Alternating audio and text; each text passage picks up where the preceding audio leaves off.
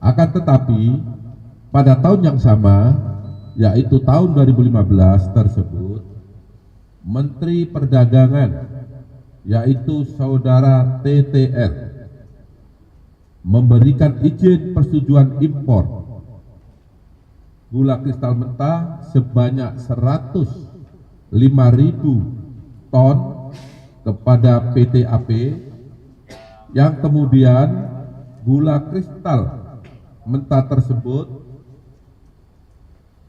diolah menjadi gula kristal putih atau GKP.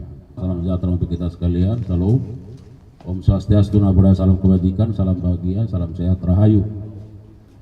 Yang kita hormati Pak Direktur Penyidikan, Pak Kasubdit Tindak Pidana Korupsi dan TPPU beserta Kabid Humas, dan teristimewa buat rekan-rekan media yang begitu setia terus mendukung kami. Pada malam hari ini kita akan mendengarkan keterangan pers. Assalamualaikum warahmatullahi wabarakatuh. Perkenalkan, saya Salwa Amalia Firdausi dengan NIM akhir 089 dan saya dari kelas 2024C. Jadi di video kali ini saya akan mereview konferensi pers yang dilaksanakan oleh Kejaksaan Agung terkait penetapan Tom Lembong sebagai tersangka kasus dugaan korupsi impor gula.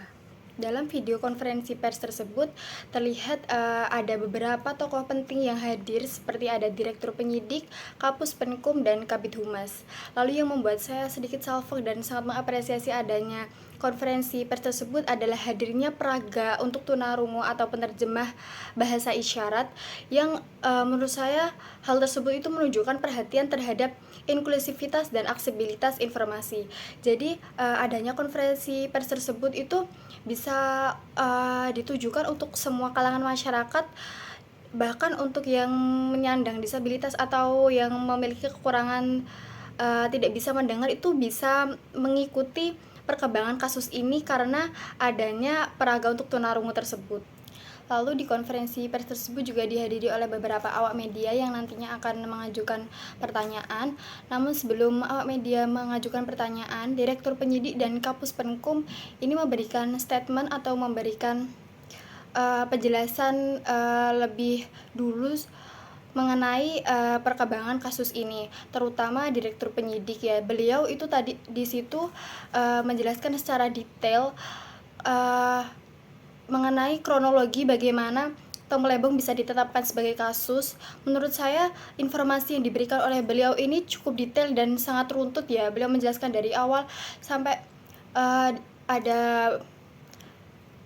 saksi-saksi, siapa saja saksi-saksi, terus ada beberapa orang yang terlibat, sampai bagaimana keterlibatan Tom Lembong sehingga akhirnya dinyatakan sebagai tersangka. Di situ juga informasinya sangat detail dijelaskan oleh Direktur Penyidik.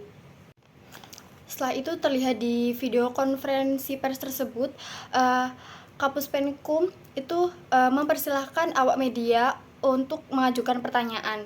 Jadi mereka ini mempersilahkan awak media mengajukan pertanyaan dan menjawab pertanyaan tersebut dengan baik.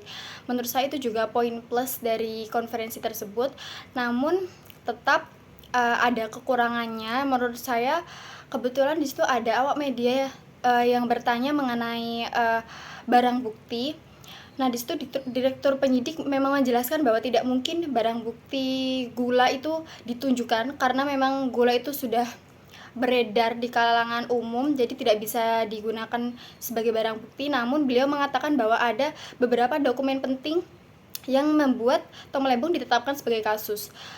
Beliau hanya mengatakan itu, dan itu sangat saya sayangkan karena menurut saya konferensi pers ini akan menjadi lebih sempurna dan lebih baik ketika beliau menunjukkan secara langsung bukti dokumen tersebut. Menurut saya dengan beliau menunjukkan bukti dokumen penting yang beliau sebutkan tadi akan membuat awak media dan masyarakat umum terutama yang melihat konferensi pers tersebut tuh semakin percaya dengan statement yang diberikan oleh mereka.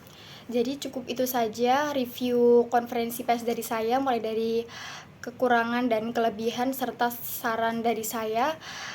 Mohon maaf apabila saya ada kesalahan karena saya masih belajar juga. Terima kasih. Wassalamualaikum warahmatullahi wabarakatuh.